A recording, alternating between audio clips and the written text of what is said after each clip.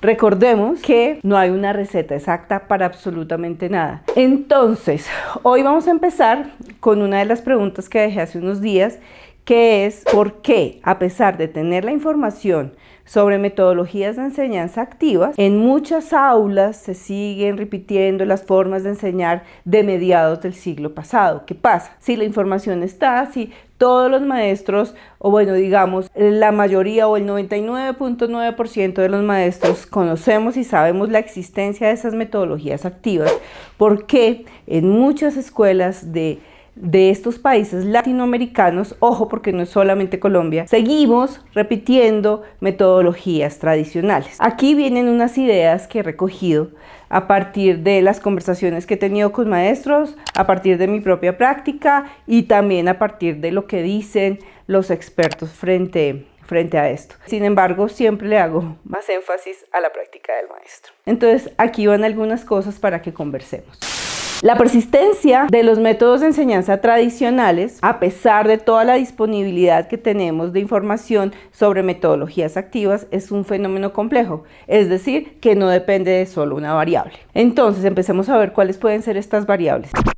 La primera, la resistencia al cambio. Los docentes y las instituciones educativas podemos mostrar resistencia al cambio. ¿Qué es esto? Que las prácticas tradicionales no son familiares y más cómodas, mientras que adoptar nuevas metodologías implica un esfuerzo e implica adaptación a estas nuevas metodologías. ¿Por qué esta resistencia al cambio? Porque nosotros tenemos ya evidencia comprobada como estudiantes, cuando fuimos estudiantes de primaria, de secundaria, de universidad, tenemos una evidencia comprobada de que así aprendimos. Entonces, escuchamos a muchos maestros decir, pero si yo aprendí así, y a muchos papás, ojo porque los padres de familia aquí tienen mucho que ver, escuchamos decir a muchos profes como, bueno, pero si yo aprendí así, pues entonces así enseño. A pesar de que en la universidad, en su pregrado, en su licenciatura, hayan podido ver otro tipo de posibilidades, nos quedamos con la que nos da seguridad, ¿sí? Y esto se relaciona mucho con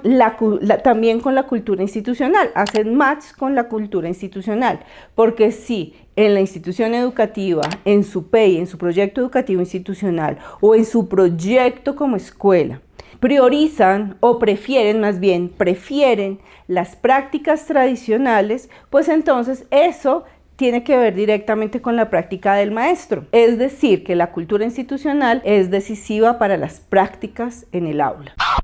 En una institución, por ejemplo, que valora la tradición, que valora que los niños estén quietos en cada una de sus sillas, que estén muy bien vestiditos, que estén sentaditos, todos calladitos, en filas además, que no haya mucha bulla porque es que eso molesta. Pues entonces, si eso es lo que prefiere la cultura institucional, a pesar que un maestro tenga algunas ideas innovadoras, quiera trabajar desde la perspectiva de metodologías activas, pues va a ser muy difícil que lo logre cuando el coordinador pasa y le dice por qué los niños no están sentados como deben estar, por qué están gritando o por qué están jugando. Entonces, esta cultura institucional tiene mucho que ver también con estas prácticas tradicionales, con que permanezcan estas prácticas tradicionales. Y aunque para algunos maestros sea no creíble, para no decir increíble, esto pasa en la mayoría de las escuelas de esta región. Todavía priorizamos como escuela la disciplina pensada como la obediencia. Disciplina y obediencia además son distintas, así como hablábamos entre autoridad y ejercicio de poder o autoritarismo, que también son diferentes. Entonces hay muchas escuelas que prefieren la obediencia, la quietud, y que es que el profe o ponga diapositivas, utilice la tecnología o escriba en el tablero, da igual, y que los estudiantes escriban. Eso hace pues que también estas metodologías activas, que no son nuevas, que no tienen nada de innovador, sí, de actual, o sea, que hayan salido hace poco porque llevan más de 50 años en el mercado, no se usen en la escuela.